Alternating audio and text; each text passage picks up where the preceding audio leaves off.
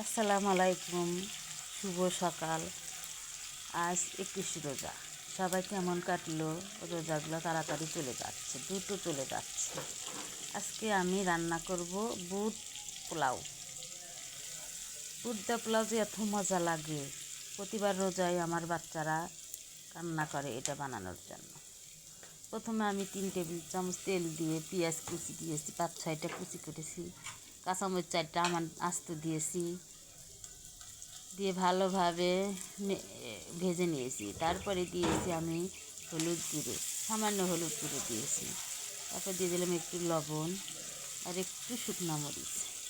তারপরে 2 টুকরা মাংস ছোটো ছোটো পিস করে কেটে এর ভিতর দিয়ে দিলাম। তারপরে দিলাম আদা রসুন পেস্ট 1 টেবিল চামচ দিয়ে ভালোভাবে কষিয়ে নিচ্ছি। এইভাবে কষিয়ে নিলে সবাই চেটে পুটে খাবে, যত ইফতারি থাকে এরকম ইফতারি থাকলে সবাই চেটে পুটে খায়। আগের থেকে আমার বুট সেদ্ধ করা ছিল, আমি বুট দিয়ে দিলাম। 1 কাপ বুট ধরেই দিয়েছি, ভাবলাম যে অর্ধেক দিয়ে, তা না, ভালো লাগবে না, আবার পরে শর্ট পড়লে তখন অশান্তি, সেই জন্য পুরাটাই দিয়ে দিলাম 1 কাপ ধরে। দিয়ে ভালোভাবে কষিয়ে নিয়েছি। 5-6 মিনিট আমি এইভাবে কষিয়ে নিলাম। কষিয়ে নেওয়ার পরে আগের থেকে পোলার চাল, চিনি গুঁড়া পোলার চাল ধুয়ে রেখেছিলাম 1 কাপ, মানে 250 গ্রাম ধুয়ে নিয়েছি। সেটা এখন বেশিক্ষণ ভাজবো না, ভাজলে ভেঙে যাবে। এই 1 মিনিট ভাজবো।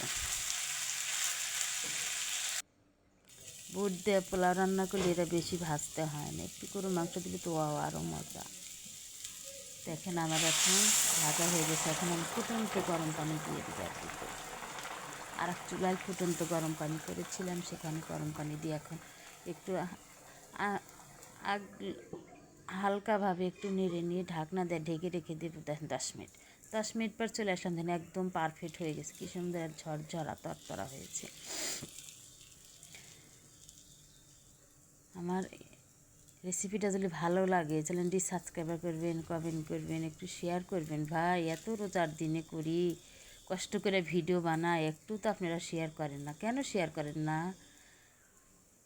একটু শেয়ার করে দিন না ভাই সবাই। তারপরে যে পরিবেশন করলাম শসা আর টমেটো দিয়ে। রেসিপিটা দেখতে কেমন হয়েছে আপনারা কমেন্টে জানাবেন।